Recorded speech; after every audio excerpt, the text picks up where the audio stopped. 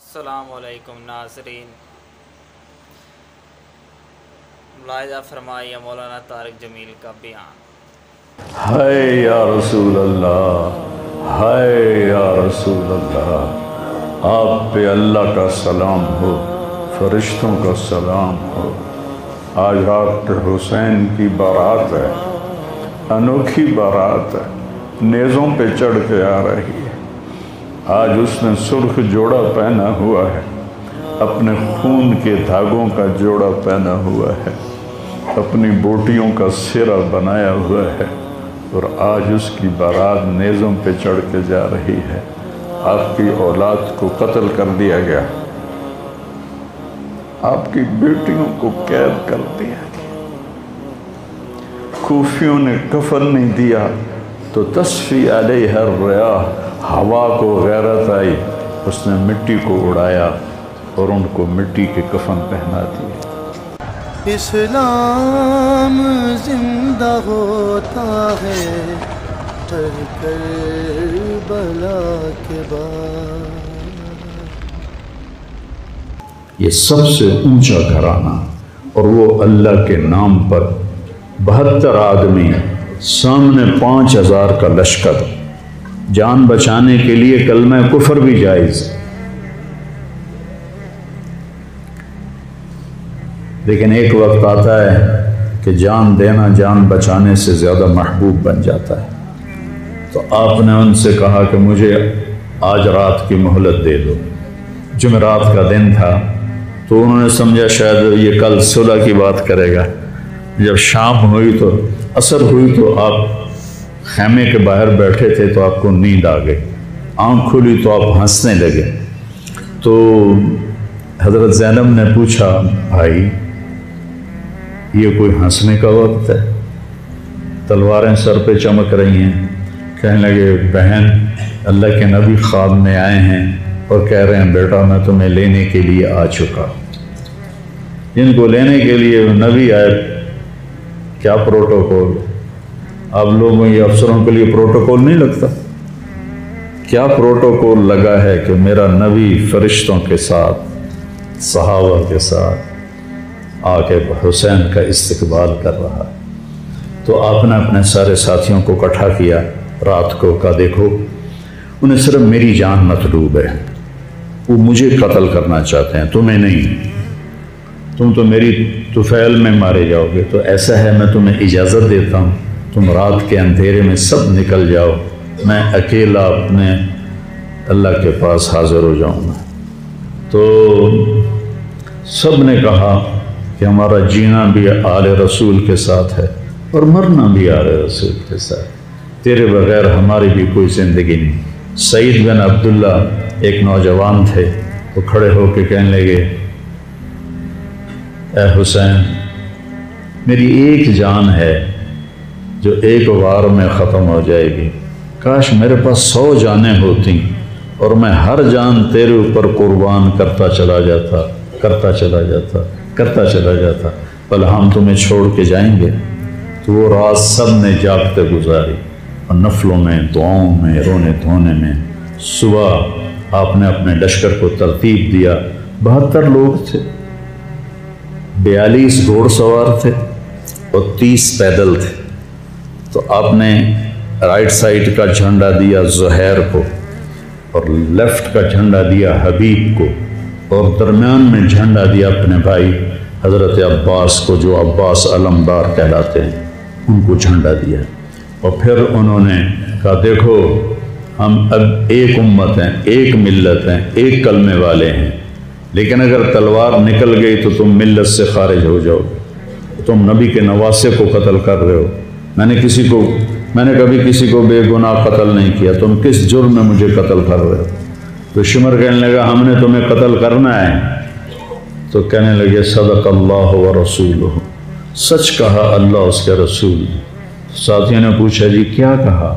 کہا میرے نبی نے کہا تھا میں ایک کتا دیکھ رہا ہوں جو کالا اور چٹا ہے، تو میری اولاد کا خون چاٹ رہا ہے۔ تو شمر کو برس پھل بیری ہو گئی تھی، وہ کالے سیاہ رنگ کا تھا، تو اس کے چہرے پر کالے چٹے داغ، بدن پہ کالے چٹے داغ۔ تو آپ نے کہا یہ وہ کتا ہے یہ ہمارا خون پیے گا۔ تو جب اس نے کہا ہم تمہیں قتل کریں گے تو آپ ہنس پڑے، سبحان، کہنے اب الموت تخوف، دیکھو کو مجھے موت سے ڈراتا، مجھے موت سے ڈراتا ہے، موت میں تو ہماری راحت چھپی ہوئی ہے۔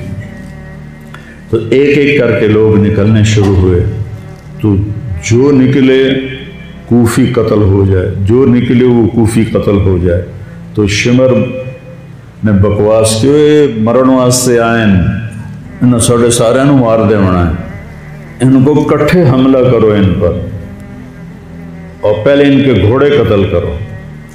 تو 5000 تیر چلے اور 42 گھوڑوں کو انہوں نے پہلے نشانہ بنایا، وہ سارے مر گئے، اور پھر وہ سارے پیدل ہو گئے، اور اس کے بعد دو بدو ایک کے سامنے 50 آدمی، کیا مقابلہ تھا، گرتے گئے، کٹتے گئے، اتنے میں نماز کا وقت ہو گیا، جمعے کا ہی دن تھا، اور سورج ڈھلا۔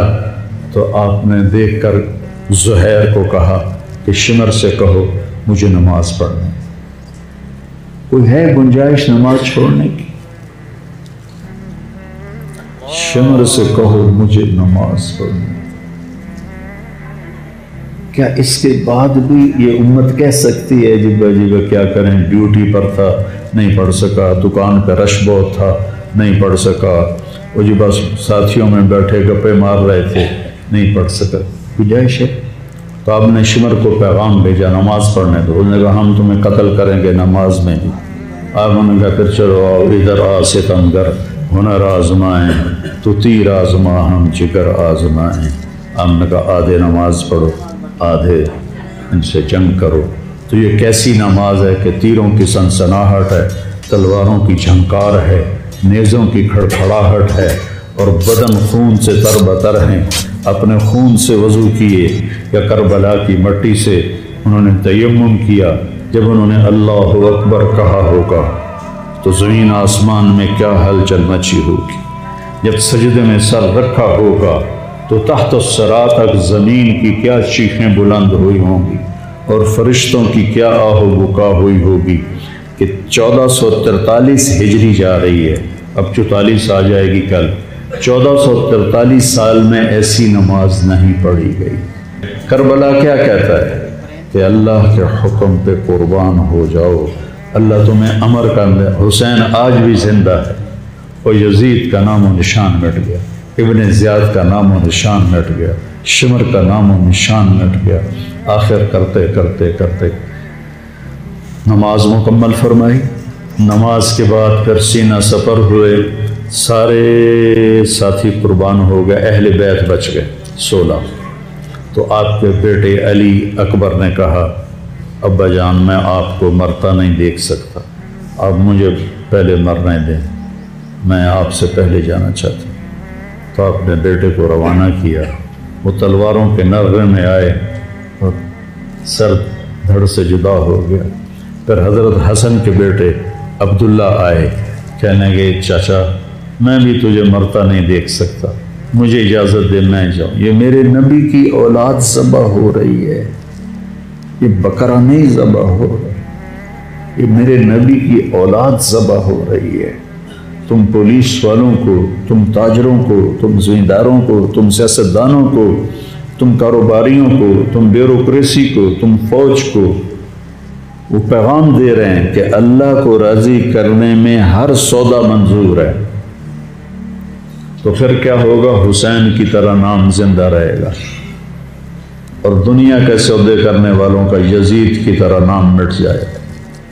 آج اس بدبخت کی قبر کا بھی نشان کوئی نہیں، اور حسین کی قبر پہ سارا سال میلہ لگا رہتا ہے، اور زائرین کا ایک رش ہوتا ہے، لوگ پیدل جاتے ہیں مزار شریف پر۔ تو عبداللہ کو تلوار پڑی کندھے پر تو بازو کٹ گیا، تو ان کی چیخ نکلی یا عمّا، ہائے چچا، کیا گزری ہوگی حسین کے دل پر، یا عمّا، ہائے میرے چچا۔ وہ پیچھے تھے تو وہ زخمی تھے، لیکن وہ شیر کی طرح آئے دھاڑتے ہوئے اور صفوں کو چیرا، اور عبداللہ تک پہنچے تو ایڑیاں رگڑ رہے تھے۔ تڑپ رہے تھے، آخری سانس تھے، تو آپ نے کہا بھتیجے آج تیرا چچا بڑا بے بس، آج تیرا چچا بڑا بے بس، میں تیری مدد کو نہیں پہنچ سکتا۔ کیا حال ہوگا ان کا جب یہ اللہ کے نبی کے سامنے پیش ہوں گے؟ پھر آپ نے ان کی میت کو اٹھایا، پیچھے جا کے رکھا۔ پھر عبداللہ بن جعفر کے بیٹے اون اور محمد شہید، پھر مسلم بن عقیل کے بیٹے عبد الرحمن اور جعفر اور عبداللہ شہید، حسن کے بیٹے عبداللہ کے بعد ابو بکر شہید ہوئے۔ پھر آپ کے اپنے بھائی عثمان، جعفر، محمد، عبداللہ، ابو بکر، 5 بھائی حضرت فاطمہ کی نسل سے، دوسری بیوی میں سے، وہ شہید ہوئے، عباس، اور چھٹے آپ شہید۔ جب آپ آخری رہ گئے تو آپ کے بیٹے تھے عبداللہ، 2 سال کے۔ آپ نے کہا عبداللہ کو بھیج، اس کو ایک دفعہ پیار کر لیا، 2 برس کا بچہ، ہم نے اس کو سینے سے لگا، اس کو پیار کیا، اور اس کو جھولے میں بٹھا کے اس کو ایسے دیکھ رہے تھے کہ کوفی لشکر سے ابن الموکر ایک سپاہی تھا، اس نے نشانہ لگا کے جو تیر چلایا، تیر خطا بھی ہو سکتا تھا لیکن وہ یہاں آ کے لگا، یا اور گردن کے پار ہو گیا، اور عبداللہ کی چیخ بھی نہ نکل سکی اور یوں گردن ڈھلک گئی۔ یہاں میرے نبی کے نواسے پیمانہ لبریز ہو، آپ نے دونوں ہاتھ کر کے عبداللہ کا خون ایسے اپنی لب میں بھر لیا، اور پھر اس کو یوں آسمان کی طرف اٹھا کر کہا تو راضی ہے تو میں بھی راضی، تو راضی ہے تو میں۔ ان سے بدلہ تو ضرور لینا۔ اس کے بعد کوئی مسلمان کہہ سکتا ہے کہ میں اولاد ہوں کہ تو کماؤں، ہیرا پھیری نہ کراں، جھوٹ نہ بولاں، رشوت نہ لواں۔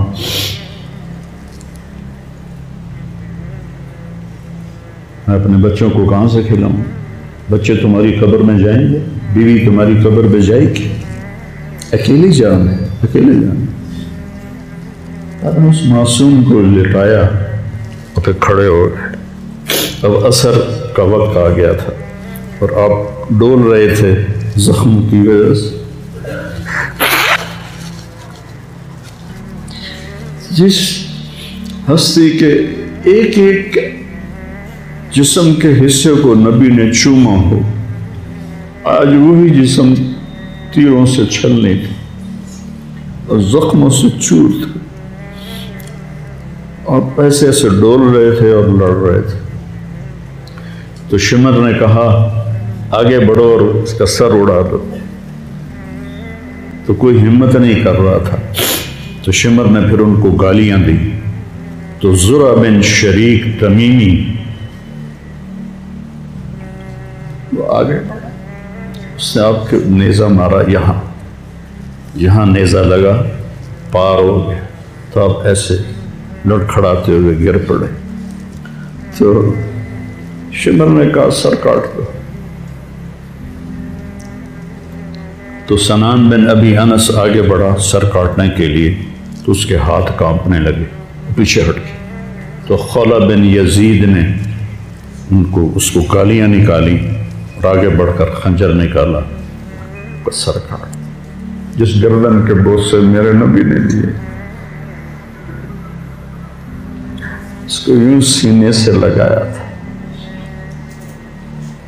اس کے سر کاٹ تھا، پھر 72 کے سر کاٹ تھا، 2 سال کے عبداللہ کا سر بھی کاٹ دی اور نیزوں پہ چڑھا دی اور لاش پہ گھوڑے دوڑا دی۔ تو جب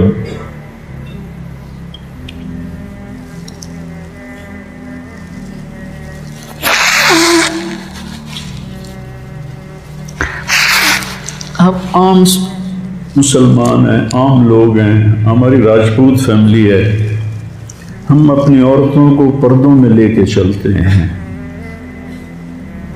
غیر محرم سے بچاتے ہیں، میرے نبی کی بیٹیوں کو کھلا کھلا کوفیوں نے گھسیٹ، اور میرا رب دیکھ رہا، میرے نبی کی اولاد پیغام دے رہی ہے کہ اللہ سے غداری نہ کرنا، چند ٹکوں پر، چند دن کی زندگی پر اللہ سے غداری نہ کرنا۔ تو جب حضرت زینب نے ایسے دیکھا سب نیزوں پر لاشیں کٹی ہوئی، تو انہوں نے ایک مرثیہ پڑھا، واہ محمد واہ محمد صلی علیک الالہ وملک السماء ھذا حسین بالورا مزمل مقطع الاعضاء واہ محمد واہ محمد بناتک سوایا وذریتک مقتلہ تصفی علیہ الریاح۔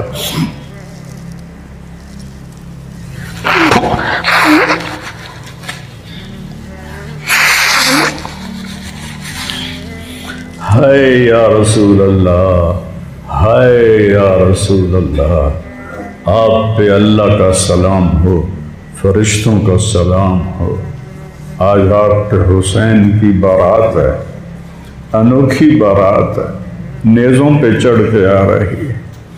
آج اس نے سرخ جوڑا پہنا ہوا ہے، اپنے خون کے دھاگوں کا جوڑا پہنا ہوا ہے، اپنی بوٹیوں کا سرہ بنایا ہوا ہے، اور آج اس کی بارات نیزوں پہ چڑھ کے جا رہی ہے۔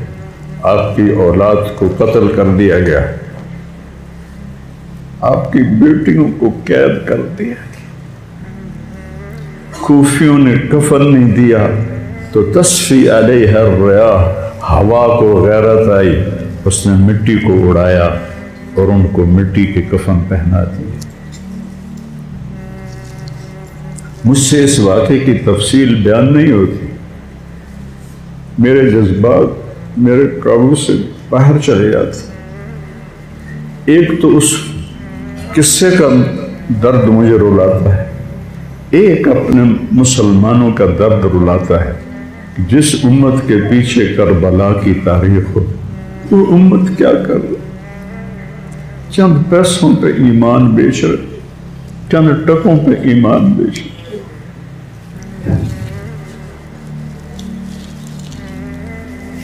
کہ بھائیو،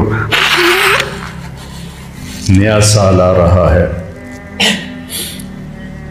ہم توبہ کریں اللہ کی بارگاہ، اور آج ہم اپنی زندگی کی نئی بنیاد رکھیں کہ یا اللہ، میں آج کے بعد تیری مانوں گا، تیرے محبوب کی مانوں گا، اور جو قربانی آئی میں اسے برداشت کروں گا۔